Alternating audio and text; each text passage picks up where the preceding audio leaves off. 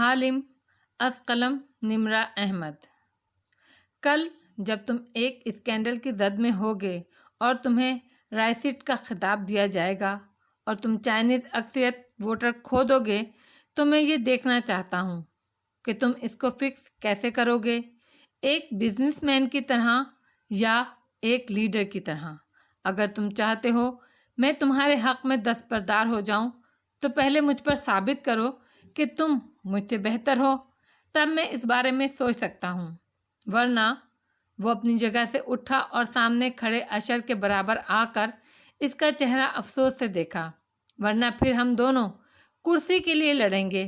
میں تمہیں نہیں روکوں گا، لڑنا تمہارا حق ہے، مگر میں یہ ضرور دیکھنا چاہتا ہوں کہ تم کیسے لڑو گے۔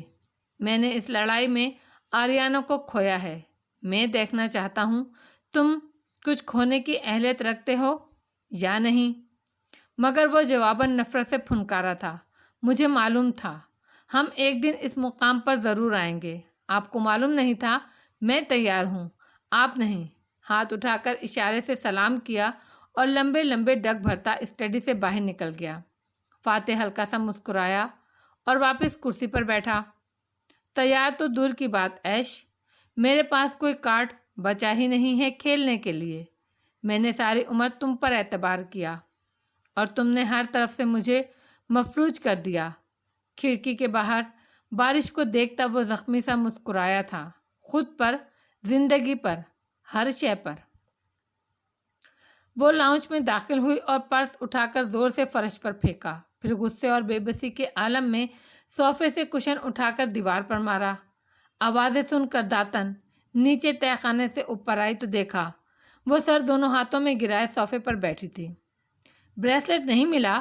تالیہ نے چہرہ اٹھایا تو آنکھیں گلابی پڑ رہی تھیں۔ مل گیا ہے، یعنی کرائے بیبیز کام کر گیا، گڈ، پھر منہ کیوں لٹکا ہوا ہے؟ وہ دونوں ہاتھ کمر پر رکھے حیرت سے اسے دیکھ رہی تھی۔ پینٹنگ کی اصلیت نہیں کھول سکی۔ وہ شیخ ملا ہوا تھا، اس نے نوفل کی سٹوری کو پکا کر دیا۔ داتن کا منہ کھل گیا۔ اوہ، مگر تم یہ تو بتا سکتی تھی کہ پینٹنگ نقلی ہے۔ کیسے بتاتی؟ وہ زہر خند ہوئی۔ میں سچ بولتی کب ہوں جو اتنا بڑا سچ بولتی؟ بڑی ہمت چاہیے ہوتی ہے سچ کے لیے داتن، اور میرے پاس وہ نہیں تھی۔ آنکھوں میں آنسو آ گئے۔ داتن نے افسوس سے گہری سانس لی۔ میری بچی، خود کو معاف کرنا سیکھو۔ وہ جواباً تلخی سے کچھ کہنے لگی تھی کہ دروازے پر گھنٹی بجی۔ داتن اٹھنے لگی مگر وہ آنکھیں رگڑتی کھڑی ہو گئی۔ تم بیٹھو، ملازمہ تھوڑی ہو، تم جو بٹلر نہیں ہوگا تو تم یہ کام کرو گی۔ میں خود دیکھتی ہوں، اور شاید تھوڑی دیر واک پہ چلی جاؤں، مجھے تازہ ہوا کی ضرورت ہے۔ خود کو سنبھالتی وہ دروازے کی جانب بڑھ گئی۔ پورچ اندھیر پڑا تھا، صرف ایک بتی روشن تھی۔ وہ قدم قدم اٹھاتی گیٹ تک آئی مگر پھر ٹھہر گئی، رفتار سست پڑ گئی۔ گیٹ اور چار دیواری چھوٹی اور برائے نام تھی، سامنے کھڑے شخص کے سینے تک اونچی، اور وہ شخص۔ تالیہ کی سانس منجمد ہو گئی۔ وہ درمیانی عمر کا مرد تھا، سانولا چمکتی آنکھوں والا، جیبوں میں ہاتھ ڈالے کھڑا، ڈھٹائی سے مسکرا رہا تھا۔ میں نے سنا جب کہ اشر محمود کسی تالیہ مراد کی تفتیش کروا رہا ہے تو میں کھٹک گیا تھا، سوچا ہو نہ ہو یہ وہی تالیہ ہے، میری سابقہ بیوی۔ وہ دم سادے اسے دیکھ رہی تھی۔ سمی لب پھڑپھڑائے۔ اور یہ بھی سنا ہے وہ تم میں دلچسپی لے رہا ہے، یعنی شادی وغیرہ کرنا چاہتا ہے، تو میں نے تمہارا پتہ اچکا اور یہاں آ گیا، اور اب سوچ رہا ہوں پہلے کیوں نہیں آیا۔ ستائش سے اس نے گردن اٹھا کر اونچے بنگلے کو دیکھا جو بت بنی تالیہ کی پشت پر کھڑا تھا۔ بڑا مال بنایا ہے تم نے، یقیناً امیر دوست بنائے ہوں گے، ان کو محبت کے جال میں پھنسایا ہوگا اور پھر لوٹ کر چھوڑ دیا ہوگا۔ تم جیسی خوبصورت مگر اکیلی لڑکیاں اس کے علاوہ کچھ کر بھی نہیں سکتی۔ لیکن کیا ہے کیا تالیہ کہ وہ گیٹ کے جنگلے پر ہاتھ رکھے آگے بڑھا۔ وہ اس سے 2 میٹر کے فاصلے پہ تھی، پھر بھی یک لخت مڑی، آنکھوں میں خوف تھا۔ اس دفعہ بندہ غلط چنا ہے تم نے، سیاست دان۔ جانتی ہو سیاست دانوں کو فرشتہ صرف بیویاں چاہیے ہوتی ہیں۔ کیا اسے معلوم ہے تم پہلے بھی ایک شادی کر چکی ہو اور منی لانڈرنگ میں انوالوڈ ہو؟ یقیناً نہیں۔ یو نو واٹ، میرے پاس نکاح کی ویڈیو تک پڑی ہے، مگر طلاق کہیں رجسٹرڈ نہیں ہوئی تھی۔ اگر چاہوں تو میں تمہیں ابھی بھی اپنی بیوی کلیم کر سکتا ہوں، اور ایک دفعہ یہ ذکر کھلا تو وہ سیاستدان تمہیں باہر اٹھا کر پھینک دے گا۔ لیکن وہ رکا، 2 انگلیوں سے تھوڑی کھجاتے ہوئے مسکرایا۔ وہ برف کا مجسمہ بنی سن رہی تھی۔ لیکن اگر تم میرا کوئی ماہانہ وظیفہ مقرر کر دو، یہی کوئی 2-3 لاکھ ہر ماہ کے لیے، تو میں تمہیں تنگ نہیں کروں گا۔ ابھی تم ذرا شاکڈ ہو، خیر سے سنبھل لو، پھر آؤں گا۔ اتنے برسوں بعد دیکھا ہے تمہیں، بیٹھ کے گئے دنوں کی باتیں بھی کریں گے۔ اچھا چلتا ہوں۔ ماتھے تک ہاتھ لے جا کر سلام کیا اور مڑ گیا۔ اب وہ ٹہلتا ٹہلتا سڑک پر دور جاتا دکھائی دے رہا تھا، اور تالیہ وہ شل کھڑی تھی، جیسے کاٹو تو لہو نہیں، مارو تو جان نہیں۔ باب نمبر 4، میراث پدرے من۔ اس نے دیکھا ایک اندھیر کمرہ ہے جس کی چوکھٹ پر وہ ننھی لڑکی کھڑی ہے، کھلے لمبے بال اور پیروں تک آتا لباس۔ اندر ایک آدمی پشت کیے بیٹھا ہے، اس کے آگے آگ جل رہی ہے اور وہ جھک کر سلاخ پر کسی شے کو دہکا رہا ہے۔ چھوٹی لڑکی قدم قدم چلتی اس کے کاندھے کے پیچھے آ رکتی ہے۔ باپا، اس کے پکارنے پر وہ چونک کر گردن موڑتا ہے، جیسے برے خواب سے جاگا ہو، پھر جبراً مسکرا دیتا ہے۔ تم سوئی نہیں تالیہ؟ یہ لوگ کون تھے جو ابھی یہاں سے گئے ہیں؟ اس کی کم عمر باریک آواز گونجتی ہے تو وہ زیادہ چونکتا ہے، پھر اس کا ہاتھ تھام کر اسے ساتھ بٹھاتا ہے۔ میرے دوست تھے، فوج کے ساتھی۔ اور سلاخ کو انگاروں پر پلٹتا ہے۔ اس کے سرے پر سونے کے سکے جیسا کچھ ہے۔ بچی ہتھیلیوں پر چہرہ گرا کر سوچ میں ڈوبی کہتی ہے، مگر وہ سپاہی تو نہیں لگتے تھے؟ میں نے خود سنا تھا، وہ بار بار بم پورو کہہ رہے تھے۔ یا اللہ تالیہ، مراد کے ہاتھ میں پکڑی سلاخ لرزتی ہے، گھبرا کر ادھر ادھر دیکھتا ہے۔ یہ بم پورو شکار باز کون ہوتے ہیں باپا؟ شٹ! اس نے بوکھلا کر اسے چپ کرایا۔ تم یہ لفظ اب نہیں بولو گی۔ اگر شہر میں کسی نے سن لیا تو ہم سب مار دیے جائیں گے۔ مگر باپا، وہ کسی خزانے کی بات کر رہے تھے۔ پھر اس کی آنکھیں چمکی۔ مجھے بتاؤ باپا، کیا کوئی خزانہ ہے؟ آدمی گہری سانس لیتا ہے اور سلاخ آنکھ سے اوپر اٹھا کے دکھاتا ہے۔ اس کے سرے پہ گول سکہ اور ڈلی جڑی ہے سنہری چابی۔ جب یہ چابی تیار ہو جائے گی تو ہم اس کی مدد سے خزانہ ڈھونڈ لیں گے، اور پھر ہمارے شہر کے لوگوں کو عافیت مل جائے گی۔ بچی کی آنکھیں دہکتی چابی پر جم سی جاتی ہیں، لب کھل جاتے ہیں تحیر سے، ستائش سے۔ یہ چابی کس کی ہے؟ انسانوں کے سب سے بڑے خزانے کی۔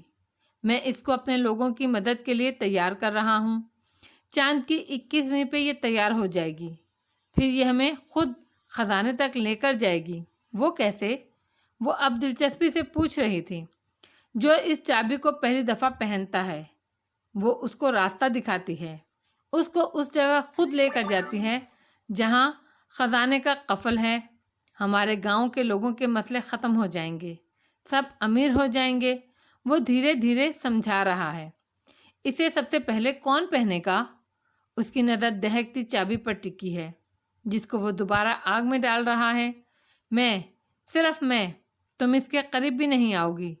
اب جا کر سو جاؤ، وہ آخر میں درستی سے کہتا ہے، مگر اس کی نظریں ابھی تک چابی پر ٹکی ہیں، جس پہ چند حصے بار بار ابھر کر مٹ رہے ہیں، جیسے وہ بہت سے الفاظ اپنے اندر پیتی جا رہی ہو۔ وہ ہند سے بہت عجیب تھے۔ تالیہ واپس لاؤنج میں داخل ہوئی تو اس کا چہرہ وہ نہیں تھا جس کے ساتھ وہ گھنٹی بجنے پر اٹھ کر باہر گئی تھی۔ وہ برف کی مانند سفید پڑ رہی تھی، ٹھنڈی اور بے جان۔ داتن اس اثنا میں دوریان اٹھا لائی تھی، یعنی پھل اور سینٹر میز پر رکھ کر اب انہیں کاٹ رہی تھی۔ دروازہ کھلا تو منہ میں پھل بھرے اس نے کچھ کہتے ہوئے سر اٹھایا تو تالیہ کو دیکھ کر ٹھٹکی۔ وہ سفید بے جان کپڑے کی گڑیا کی طرح گویا پانی پر قدم رکھتی آ رہی تھی۔ گمسم شل کون تھا؟ داتن نے پلیٹ پرے ہٹائی، ماتھا ٹھنکا۔ سمی کون؟ وہ بجلی کے محکمے میں جو ہمیں، وہ یاد کرنے ہی لگی تھی کہ تالیہ بات کاٹ کر بولی، میرا شوہر، میرا ایکس۔ داتن کا منہ کھل گیا، آنکھوں میں پہلے حیرت اور پھر شوق ابھرا۔ وہ سمی؟ تالیہ بے دم سی صوفے پر گر گئی، آنکھیں دور خلا میں ٹکی تھی۔ کیا کہا اس نے؟ داتن پریشانی سے اٹھ کر اس کے قریب آئی۔ اس نے کوئی نقصان پہنچانے کی کوشش تو نہیں کی تمہیں؟ تم نے مجھے کیوں نہیں بلایا؟ وہ مجھے ڈرانے آیا تھا، شاید وہ اشر کو جانتا ہے، دھمکا رہا تھا کہ اشر کو بتا دے گا کہ میں فراڈ ہوں۔ اس کو کیسے معلوم ہوا کہ ہم اسکامرز ہیں؟ داتن چونکی۔ مگر یہ تو معلوم ہے کہ میں کسی فوج شدہ امیر خاندانی آدمی کی ہیریسز نہیں ہوں۔ اگر اس نے بتا دیا کہ میں لاہور سے شادی ہو کر آئی تھی تو سوال اٹھیں گے کہ میں نے یہ دولت کیسے بنائی۔ وہ میرا کور بلو کر دے گا، سب ختم ہو جائے گا۔ اس کی آنکھیں گلابی پڑنے لگیں۔ وہ شدید ذہنی دباؤ اور خوف کے زیر اثر تھی۔ مگر اس کو اشر وغیرہ کا کیسے علم ہوا؟ مجھے صرف اتنا پتا ہے کہ اس کو میرے گھر کا پتہ معلوم ہو گیا ہے اور اب وہ پیسے مانگ رہا ہے۔ اوہ داتن، وہ سب کچھ ختم کر دے گا۔ اس نے سر دونوں ہاتھوں میں گرا لیا، آنکھوں سے ٹپ ٹپ آنسو بہنے لگے تھے۔ تم تو بہت بہادر ہو تالیہ، ایسے گھبراؤ تو نہیں؟ تم تو بڑے بڑوں کو انگلیوں پہ گھما دیتی ہو میری بچی۔ تالیہ نے بھیگی آنکھیں اٹھا کر اسے دیکھا۔ سمی، وہ پہلا آدمی تھا جس نے مجھے دھوکہ دیا تھا۔ میں کبھی بھی اس کے خوف سے باہر نہیں نکل پائی۔ داتن نے دلاسا دینے والے انداز میں اس کے دونوں ہاتھ تھامے۔ وہ بے بسی سے روتی ہوئی کہتی جا رہی تھی، میں تو سب کچھ چھوڑنے والی تھی، بس آخری واردات، بس آخری چوری کرنی تھی، اور اب سمی سب خراب کر دے گا۔ یا اللہ، اگر اس نے وان فاتح کو بتا دیا کہ میں فراڈ ہوں تو وہ مجھے بھی ایسے ہی دیکھیں گے جیسے وزیر اعظم کو دیکھتے ہیں۔ میں ان کی نظروں میں گرنا نہیں چاہتی۔ اس کا سر پھٹنے کو تھا۔ کسی کو کچھ معلوم نہیں ہوگا۔ تم تالیہ ہو، تمہارے پاس ہمیشہ پلان ہوتا ہے۔ میری بات سنو۔ داتن نے اسے شانوں سے تھام کر جھنجھوڑا۔ تم وہی کرو گی جو میں کہوں گی۔ تم زخم ہرن کی پینٹنگ کے معاملے اور اس سکے کو ڈھونڈنے پر فوکس کرو۔ تھمی کو مجھ پہ چھوڑ دو، میں اس کا منہ بند کرنے کا طریقہ ڈھونڈ لوں گی۔ تالیہ نے گہری سانس لی، ہتھیلیوں کی پشتیں آنکھیں رگڑیں۔ اب وہ ابتدائی شوق سے نکل آئی تھی۔ اس کا ذہن کام کرنے لگا تھا۔ اب کہ وہ بولی تو آواز گیلی مگر سنبھلی ہوئی تھی۔ کچھ کرو داتن، ایک دفعہ وہ چابی مل جائے تو میں وان فاتح کی زندگی سے دور چلی جاؤں گی۔ بس تب تک سمی کا منہ بند رہنے کی کوشش کرو۔ ایسا ہی ہوگا۔ اور ہاں، بریسلیٹ مل گیا نا؟ داتن کو خیال آیا تو پوچھا۔ تالیہ پھیکا سا مسکرائی۔ ہاں، جیسے ہم ویٹرز بن کر پارٹیز میں عورتوں کے بچوں کو کور لا کر ان کا زیور چھپاتے تھے، بالکل اسی طرح کرائے بیبی اس کام۔ مجھے بس اب وہ سکہ ڈھونڈنا ہے اور مجھے سمی کا حل۔ داتن اٹھی اور اپنی چیزیں اٹھا کر پرس میں ڈالنے لگی۔ کشن کے پیچھے سے ایک پرانی چھوٹی کتاب اٹھائی، ہم شکار باز۔ تالیہ اب بے چینی اور پریشانی سے بڑبڑا رہی تھی۔ کہاں ہو سکتا ہے وہ سکہ؟ نہ اس کی نیلامی پہ رکھ رہی ہے اسرا، نہ وہ فاتح کے سیف میں تھا۔ یقیناً اسرا کے لاکر میں ہوگا یا گھر میں کسی دوسری جگہ۔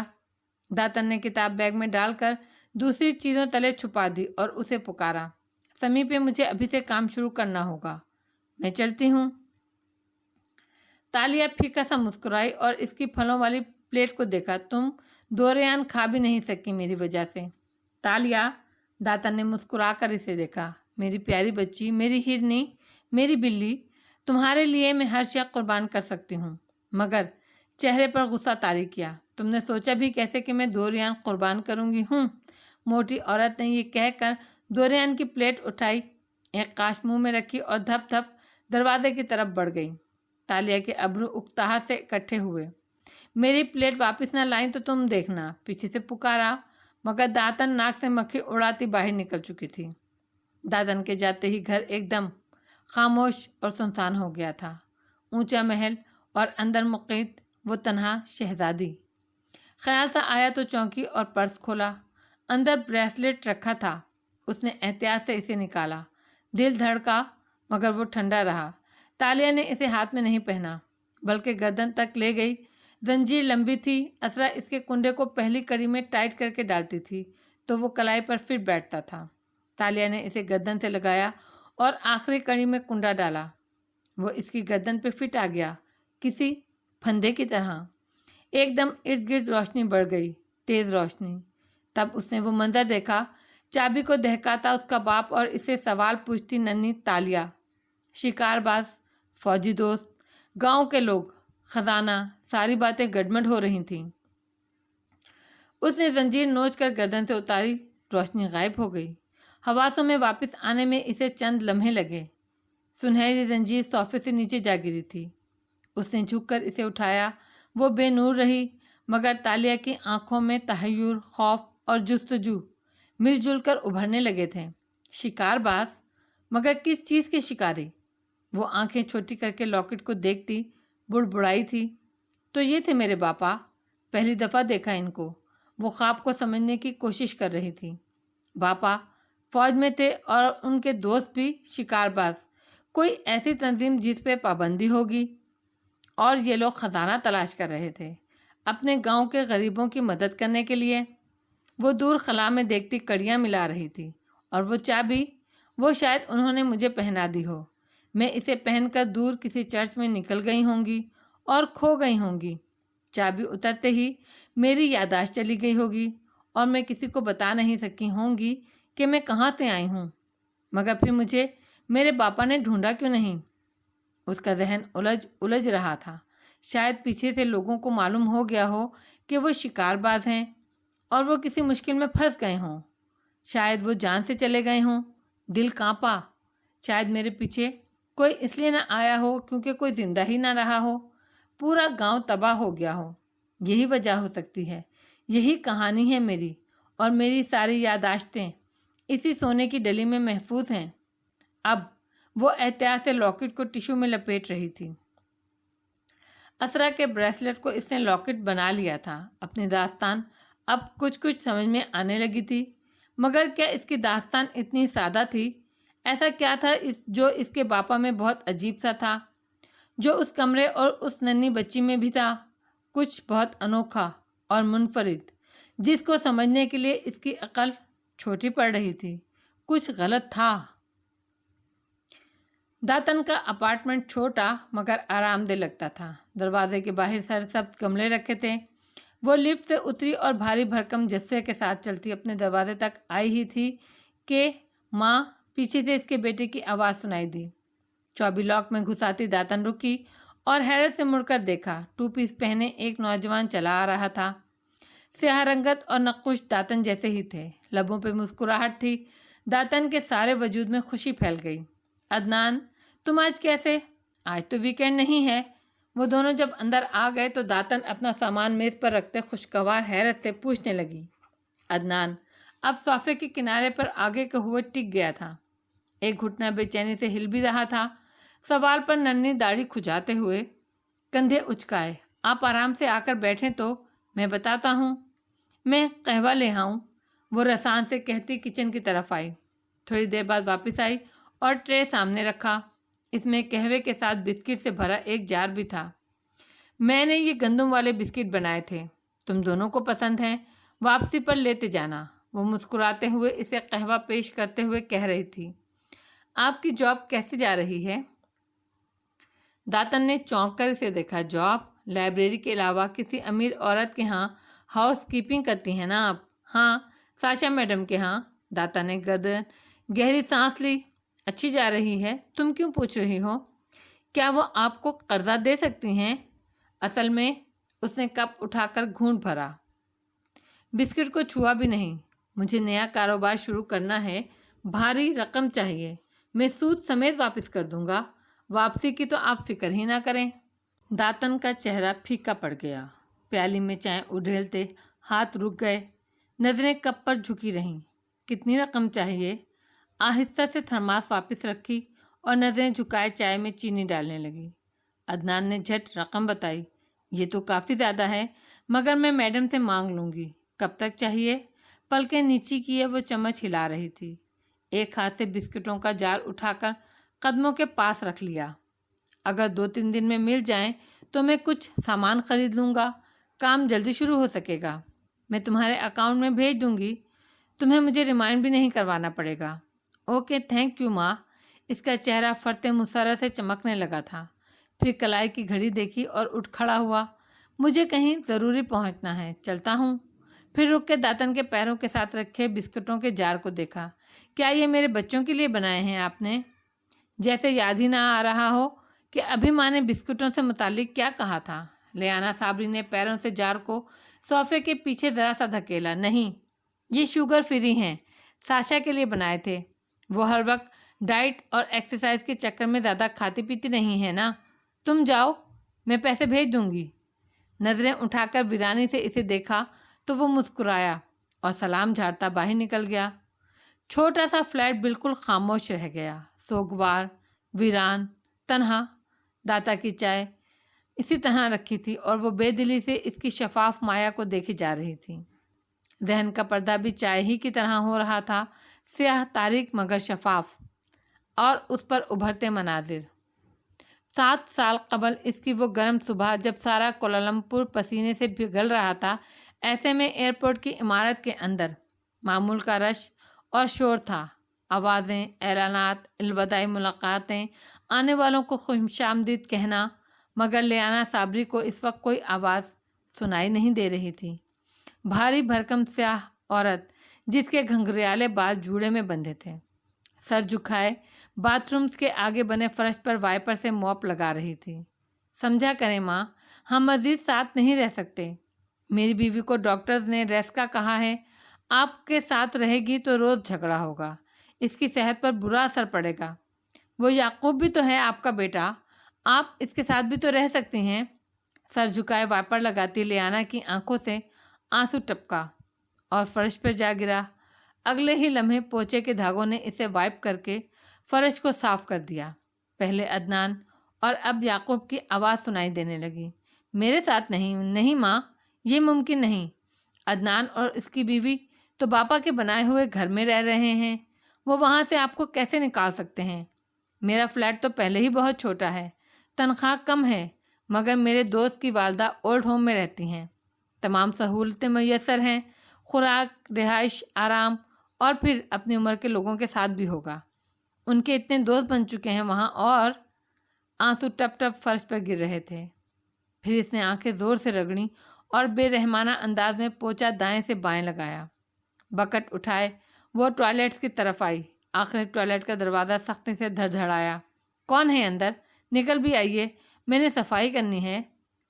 جیولری اسٹور کے مالک نے تمہیں نوکری سے نکال دیا ہے لیانا، اس کو جوان اور خوبصورت لڑکی مل گئی ہے۔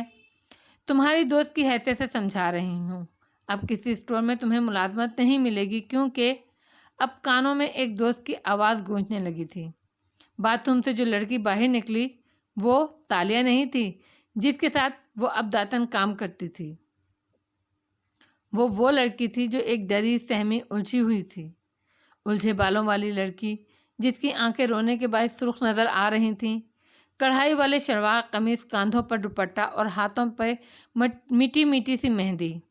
اس کے پاس ایک ایسا بیگ تھا جس سے وہ خود بھی ناواقف تھی۔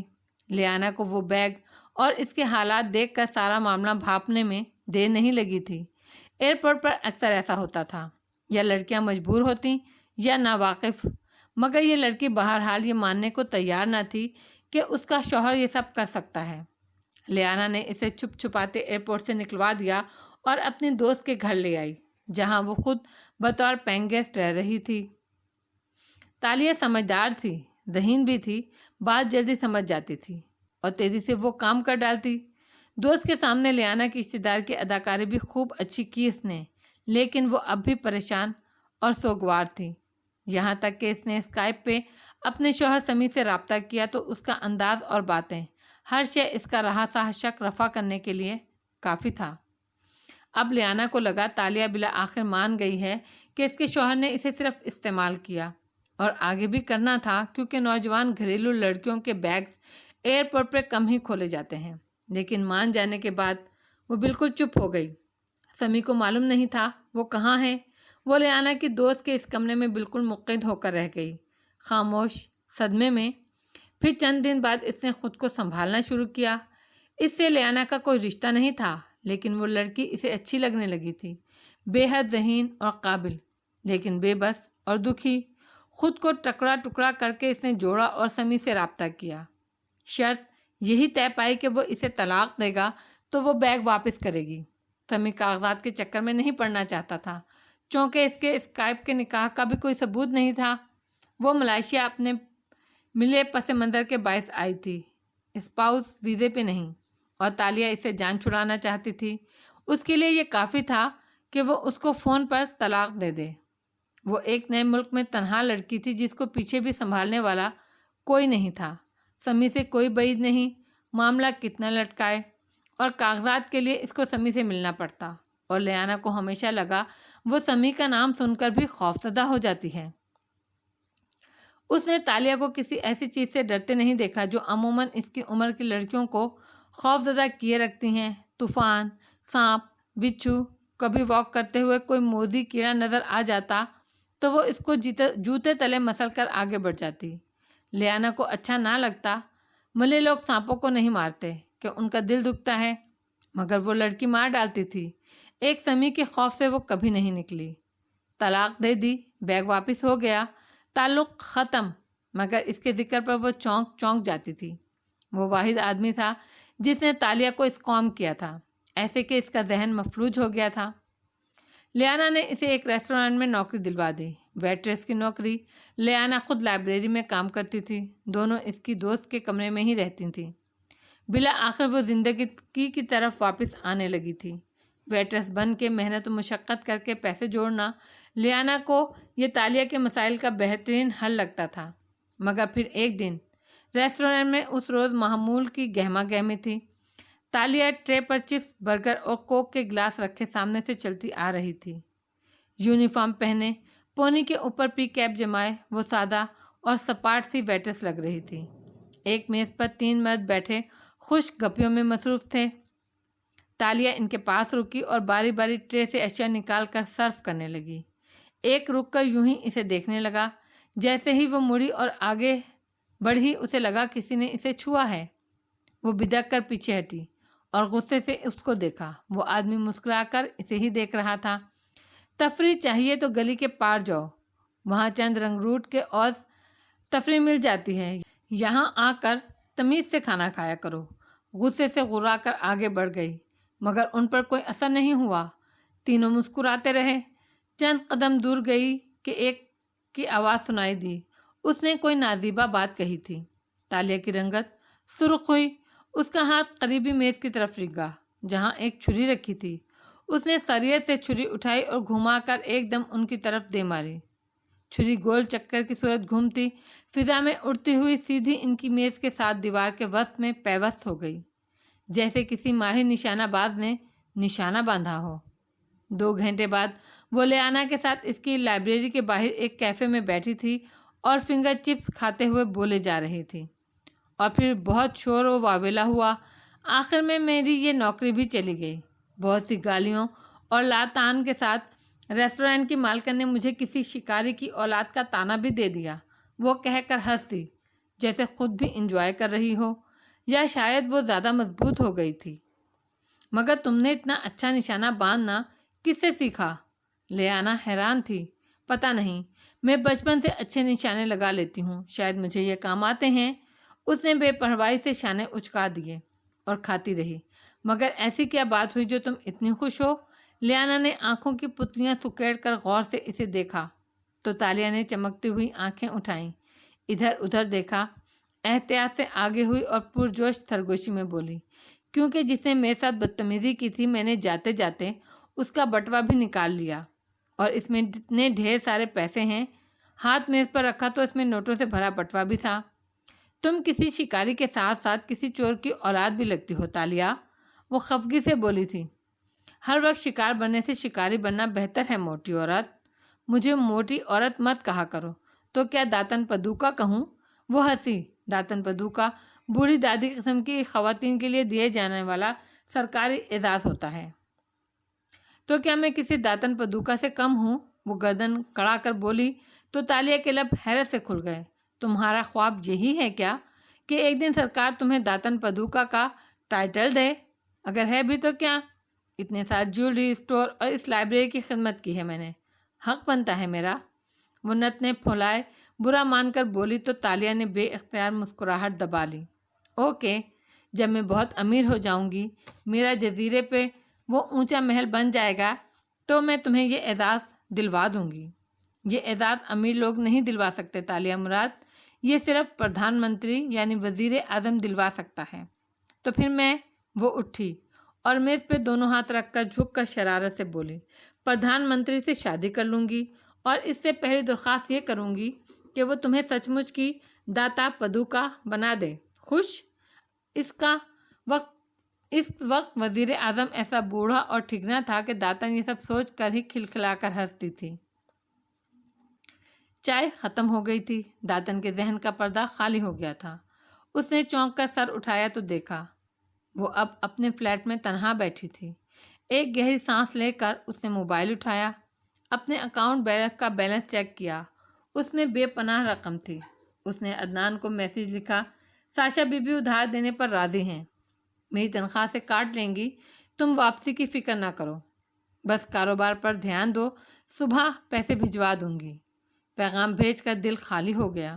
پھر اٹھی اور جار اٹھا لیا۔ اسے ان بسکٹس کو تالیہ کے لیے رکھنا تھا، یہ محبت سے بنائے تھے۔ داتن کی کہانی میں ان کا تالیہ کے سوا کوئی حقدار نہیں تھا۔ پھر اسے سمی کو کھوجنے کا کام بھی شروع کرنا تھا۔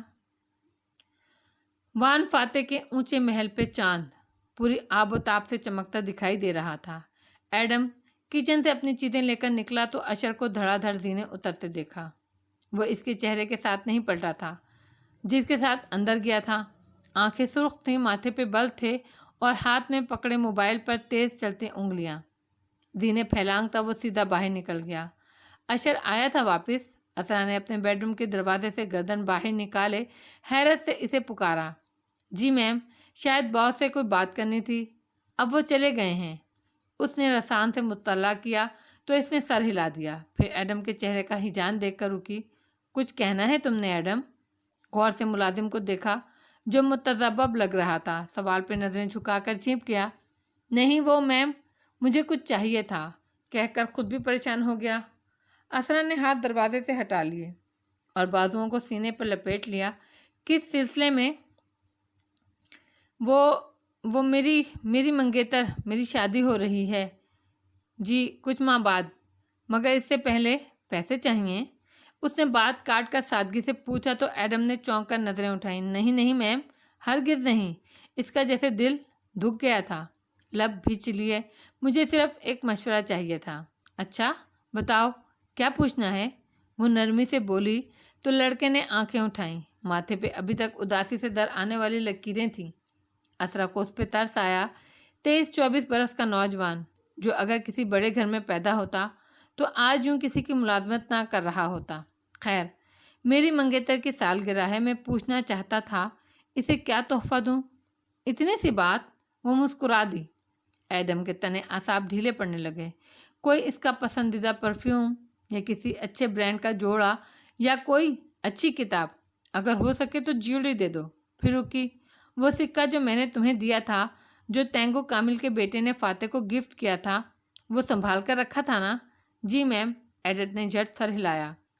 اس روز تینگو کامل کے گھر سے واپسی پر جب ایڈم نے کوٹ کی جیب سے سکہ نکال کر اسرا کو امانت واپس کرنا چاہی تو وہ جو کار سے نکل کر اندر جا رہی تھی کچھ سوچ کر مڑی اور اسے دیکھا۔ یہ تم رکھ لو۔ میں؟ مگر یہ تو اینٹیک ہے۔ اور اینٹیک نہیں ہے یہ، مگر ہے سونے کا، زیور وغیرہ بنوا لینا۔ میں تمہارے کپڑوں پہ کچھ زیادہ ہی ٹوک گئی آج، وہ سادہ مگر بلا جھجک انداز میں کہہ رہی تھی۔ یہ اس کے مداوے کا ایک طریقہ تھا، مگر اس نے وان فاتح صاحب کو دیا تھا۔ اور جب میں اسے دیکھوں گی مجھے یاد آتا رہے گا کہ فاتح نے ایک ننھے بچے کا دل کیسے دکھایا ہے۔ اس کا اشارہ فاتح کے سکے کو نقلی کہنے پر علی کامل کا چہرہ بجھ جانے کی طرف تھا۔ تم رکھ لو، وہ شان بے نیازی سے کہہ کر آگے بڑھ گئی۔ جی میم، وہ سکہ ماں نے سنبھال رکھا ہے، اس کی انگوٹھی وغیرہ بنوا لو اور اس کو دے دو، خوش ہو جائے گی۔ ایڈم نے سمجھداری سے سر ہلایا اور تشکر سے مسکرایا۔ شکریہ میم۔ اسرا نے ہلکی سی مسکراہٹ کے ساتھ سر کو جنبش دی اور پیچھے ہٹ کے دروازہ بند کر دیا۔ تم نے وہ لاکٹ دیکھا جو مہمان خواتون تالیہ نے بیگم صاحبہ کو تحفے میں دیا ہے؟ وہ اپنا بیگ اٹھانے کچن میں آیا ہی تھا کہ دونوں ملازمیں فریج کھولے کھڑی خسر پسر کرتی دکھائی دے رہی تھیں۔ اف، کیا خوبصورت لاکٹ تھا، مہنگا بھی بہت ہوگا۔ تم نے اس کے اندر لگے ہیرے دیکھے؟ پورے 5 تھے۔ یا اللہ، وہ حیران ہوا، تم لوگ مالکوں کی چیزوں پر اتنی گہری نظر رکھتی ہو کیا؟ ملازمہ پلٹی اور تندہی سے اسے گھورا۔ ملازم کا کام نظر رکھنا ہی ہوتا ہے، چاہے آگے مالک ہوں یا دوسرے ملازم۔ پھنکار کر اطلاع دی اور واپس مڑ گئی، مگر ایڈم محمد ایک دم بالکل سن رہ گیا۔ ملازم کا کام نظر رکھنا ہی ہوتا ہے، چاہے آگے مالک ہوں یا دوسرے ملازم۔ ذہن میں بجلی کا کوندا سا لپکا اور اس کے 14 طبق روشن کر گیا تھا۔ بیگ اٹھا کر وہ بے اختیار باہر کو بھاگا۔ تینگو کامل کے گھر کے گیٹ کے باہر گیلی سڑک ویران پڑی تھی۔ رات کی تاریکی کو اسٹریٹ پولز نے روشن کر رکھا تھا۔ بارش کچھ دیر ہوئی پھر رک گئی۔ ایسے میں سامنے اگے درختوں کی اوٹ میں ایڈم کھڑا تھا۔ کوٹ ندارد تھا، سادہ شرٹ پینٹ میں ملبوس وہ آنکھیں چھوٹی کر کے گیٹ پر جمائے ہوئے تھا۔ بالآخر گیٹ کھلا اور ایک ملازمہ باہر نکلتی دکھائی دی۔ یہ ملازموں کی چھٹی کا وقت تھا، یقیناً اسے بس اسٹاپ کی طرف جانا تھا۔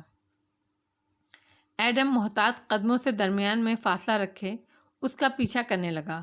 چند منٹ بعد وہ مین روڈ پر آ گئی۔ گاڑیاں زن سے سامنے سے گزرتی جا رہی تھیں۔ ملازمہ بس کے انتظار میں ایک جگہ کھڑی ہو گئی، تب وہ تیز تیز چلتا اس کے قریب آیا۔ بات سنیں۔ مصروف الجھے انداز میں اسے پکارا تو وہ چونک کر پلٹی۔ سر سے پیر تک اسے دیکھا۔ وہ اندھیرے میں کھڑا تھا، پھر بھی وہ اسے دیکھ سکتی تھی، شاید پہچانی نہیں تھی، کیونکہ ایڈم کو نہیں یاد کہ اگر اس ملازمہ سے اس کا پہلے آمنا سامنا ہوا ہو۔ تینگو کامل بن محمد کے گھر کام کرتی ہیں آپ؟ دل زور زور سے دھڑک رہا تھا۔ وہ جھوٹ نہیں بولتا تھا، مگر سچائی کو کھوجنے کے لیے آج اسے جھوٹ بولنا تھا۔ ہاں، کیوں؟ وہ چونکی ہوئی۔ مجھے تالیہ نے، تھوک نکلا، زبان لڑکھڑائی، بھیجا ہے۔ تالیہ نے کچھ تحائف بھیجے تھے آپ کے لیے اور اپنی ساری ساتھی ملازماؤں کے لیے۔ بولتے بولتے اسے سانس چڑھنے لگا۔ جھوٹ بولنا کتنا دشوار تھا۔ ملازمہ کی آنکھوں میں چمک ابھری، خوشگوار حیرت کے ساتھ۔ اس نے تحائف پاکستان سے بھجوائے ہیں؟ وہ تو پاکستان چلی گئی تھی نا؟ اور ایڈم اسی لمحے بالکل پتھر کا بت بن گیا۔ یعنی تالیہ واقعی ان کی ملازمہ تھی۔ وہ سرخروئی کا لمحہ تھا، اس کا سچ جیت گیا تھا۔ اس کے اعضا نے اسے جھوٹ نہیں بولا تھا۔ ایڈم سچا تھا اور تالیہ جھوٹی۔ جی، وہ بدقت بول پایا، مگر میں ذرا کنفیوزڈ ہوں۔ میں نے آپ کو تینگو کامل کے گھر سے نکلتے دیکھا، لیکن کیا آپ واقعی تالیہ کے ساتھ تینگو کامل کے گھر کام کرتی تھی؟ یہ نہ ہو میں تحائف کسی اور کو دے بیٹھوں۔ ہاں، میں نور ہوں، تالیہ مجھے جانتی ہے۔ مگر اس نے پیشانی پر آیا پسینہ پہنچا، جیسے کافی الجھ گیا ہو۔ اور کتنا عرصہ آپ دونوں نے ساتھ کام کیا؟ سوری، مگر مجھے کنفرم کرنا ہے۔ 2 ماہ۔ وہ 2 ماہ پہلے آئی تھی۔ اس نے ریسٹورینٹ میں تینگو کامل کے بیٹے کی جان بچائی تھی۔ اس کو الرجی ہے مونگ پھلی سے، اور اس نے غلطی سے سلاد میں سے مونگ پھلی کھا لی تھی، تو تالیہ جو وہاں ویٹریس تھی، اس نے گھاس پھوس بچے کے منہ میں ڈالا، جس سے اس کی حالت سنبھل گئی۔ ویسے کیا بھیجا ہے تالیہ نے؟ کچھ کپڑے اور پرفیومز ہیں، باقی ملازموں میں بھی آپ کو ہی بانٹنے ہوں گے، مگر اتنا سامان جو میں آپ کے حوالے کروں اور کل کو آپ کہیں کہ آپ تالیہ کو جانتی تک نہیں۔ ذرا ہمت کر کے بولا تو لڑکی کی آنکھوں میں خفگی ابھری۔ کتنی دفعہ بتاؤں کہ اس کو جانتی ہوں؟ آپ تالیہ سے بات کرا دیں میری۔ ہاں، تاکہ مجھے ڈانٹیں کہ میں نے اس کے دوست پر شک کیا۔ مگر 1 منٹ۔ اس نے سیل فون نکال کر ایک تصویر سامنے کی۔ کیا یہ تالیہ ہے؟ وہ کسی چینی اداکارہ کی تصویر تھی۔ نور نے الجھ کے سر نفی میں ہلایا۔ ایڈم نے اسکرین آگے کی۔ ایک ملے اداکارہ؟ نور نے اچنبھے سے پھر نہ کی۔ تیسری تصویر وہ سامنے لایا تو وہ سنہری بالوں والی تالیہ تھی۔ نور نے گہرا سانس لیا۔ امتحان لے رہے تھے آپ میرا؟ یہی ہے تالیہ۔ مگر اس نے انگلیوں سے اسکرین پر چٹکی لی اور تصویر زوم کی۔ اچھی لگ رہی ہے یہاں۔ بال رنگ کر لیے ہیں اس نے؟ ہاں، پہلے اس کے بال سیاہ تھے۔ وہ بڑبڑایا۔ لگتا ہے اچھی جگہ شادی ہو گئی ہے اس کی، میک اپ وغیرہ کرنا آ گیا۔ شادی؟ وہ چونکا۔ نور نے آنکھیں اٹھا کر اسے گھورا۔ کیا ابھی تک نہیں ہوئی؟ شادی کے سلسلے میں تو اس کے نکٹو باپ نے اسے واپس بلایا تھا۔ سارا خاندان غریب تھا، ایک یہی کماتی تھی، اب سب اس کے پیسے پر عیش کرتے تھے۔ مجھے لگتا تھا کسی نکمے سے شادی کر دیں گے اس کی، مگر اس کے کپڑے اور جیولری تو دیکھو، لگتا ہے وہ امیر آدمی ہے۔ پھر سر جھٹکا۔ خیر سامان کدھر ہے؟ سامان؟ ایڈم گڑبڑایا اور جلدی سے فون اس کے ہاتھ سے لے لیا۔ وہ میں کل لا دوں گا، آپ کی بس آ گئی۔ نور نے مڑ کے دیکھا، بس خرامہ خرامہ چلتی آ رہی تھی۔ اس نے بیگ اٹھایا اور واپس پلٹی۔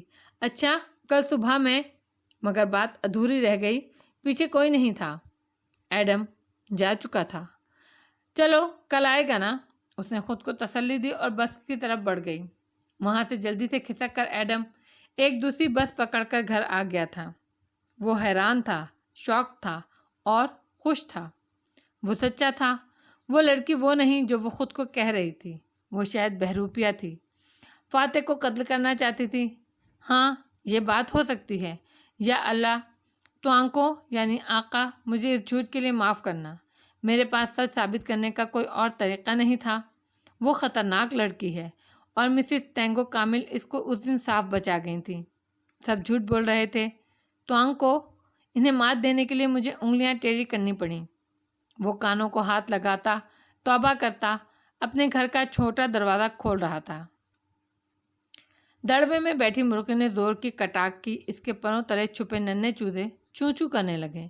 ایڈم نے ہش کیا تو مرغی کے پر جو کھلے تھے دھیرے دھیرے تھم کے سمٹتے گئے اور وہ پرسکون ہو گئی۔ ایڈم دبے قدموں گھر میں داخل ہوا، آہستہ سے چابی گھمائی۔ لبوں پر پرجوش مسکراہٹ تھی اور آنکھوں میں فتح کی چمک۔ جسم میں توانائی سی بھری تھی اور دھیرے سے اندر آیا، سیدھا اپنے کمرے کی طرف بڑھا، مگر پھر ٹھٹکا۔ آج ماں کیوں نہیں اس کی رات تکتی نظر آئی؟ نگاہیں سامنے کو اٹھیں۔ ایبو، ماں کو ملے میں ایبو کہتے تھے، اور باپا کے کمرے کی بتی جل رہی تھی۔ وہ بنا چاپ کے دھیرے دھیرے چلتا آگے آیا، مگر پھر قدم خود بخود زنجیر ہو گئے۔ اب کیا ہوگا؟ بھائی صاحب واقعی سنجیدہ ہیں؟ ایبو پریشانی سے کہہ رہی تھی۔ سنجیدہ ہیں تو اتنی شفاقی سے شرط رکھی ہے نا کہ جب تک ہم ایک بنا بنایا اپارٹمنٹ یا گھر فاطمہ کے نام نہیں لگائیں گے، وہ ایڈم اور فاطمہ کی شادی نہیں کریں گے۔ باہر کھڑے ایڈم کی سانس تھم گئی۔ مگر وہ ایسا کیوں کر رہے ہیں؟ جانتے تو ہیں ایڈم محنتی ہے اور جلد ہی اس کو نوکری مل جائے گی، اور ان کی طرف سے دیکھو تو بات غلط بھی نہیں ہے۔ جب انہوں نے ایڈم سے فاطمہ کا رشتہ طے کیا تھا تو ایڈم فوج میں تھا، اس کا مستقبل ان کو روشن نظر آتا تھا۔ لیکن اب ایڈم کے پاس جاب نہیں ہے، وہ بغیر کسی سیکیورٹی کے فاطمہ کا ہاتھ اس کے ہاتھ میں نہیں دے سکتے۔ لیکن تمہارا اسٹور بھی ہے اور ایڈم محنتی ہے، ایک دن وہ بہت اوپر جائے گا محمد۔ لیکن اس بات کا یقین کیوں نہیں کرتے؟ فوج کی نوکری دنیا کا آخری کنارہ تو نہیں ہوتی کہ اس کے بغیر خلا آ جائے، ایبو دکھی دل سے کہہ رہی تھیں، اور ایڈم شکستگی سے پلٹ گیا۔ اپنے کمرے کا دروازہ اس نے بنا آواز کے بند کیا اور بیڈ پر بیٹھ گیا، بالکل چپ، ساکت، جیسے دل ہی تھم گیا ہو۔ کتنی ہی دیر وہ یوں ہی بیٹھا رہا، پھر اٹھا اور الماری کھولی، چند کپڑے آگے پیچھے کیے اور پھر وہ یونیفارم نکالا۔ اس پر آج بھی نیم پلیٹ یوں ہی لگی تھی۔ ایڈم، اس نے نیم پلیٹ پر انگلیاں پھیری۔ بہت کم لوگ جانتے تھے کہ ایڈم کو دمے کی وجہ سے فوج سے نہیں نکالا گیا تھا۔ نیم پلیٹ کو خالی نظروں سے تکتے ہوئے وہ ایک دم جیسے اس کی چمکتی دھات میں مناظر دیکھنے لگا تھا۔ چیخو پکار ننھی لڑکی کے چیخنے کی آواز نے پوری سفاری پارک کو سر پر اٹھا رکھا تھا۔ موجمع ٹیلے پر کھڑا ہکا بکا سا نشیب میں اگے شوگر سیبوں کے اونچے درختوں کو دیکھ رہا تھا، جس کے اوپر بالکل اوپر ایک 10-12 سال کی بچی چڑھی تھی اور خوف سے چیخیں مار رہی تھی۔